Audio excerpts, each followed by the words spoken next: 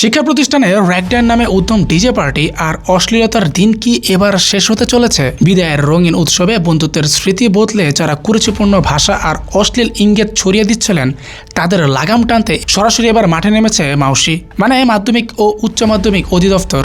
শুধু নিষেধ করেই ক্ষান্ত হয়নি, বরং স্কুল কলেজে কি ব্যবস্থা নেওয়া হয়েছে তার পাই পাই হিসাব তলব করছে। গত 25শে ফেব্রুয়ারি এক সভার সিদ্ধান্ত অনুযায়ী শিক্ষা মন্ত্রণালয় সাফ জানিয়ে দিয়েছে যে কোনোভাবেই সামাজিক মূল্যবোধের পরিপন্থী বা উচ্ছৃঙ্খল কোনো কাজ ক্যাম্পাসে চলবে না।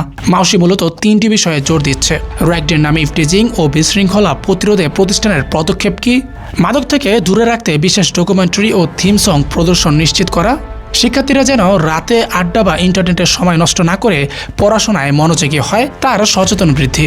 আগামী 30শে মার্চের মধ্যে প্রতিটি প্রতিষ্ঠানকে এই নির্দেশনার সারসংক্ষেপে জমা দিতে হবে। বিদায় বেলা হোক স্মৃতিময় ও মায়াবী, কিন্তু সেখানে যেন অপসংস্কৃতির ছায়া না পড়ে।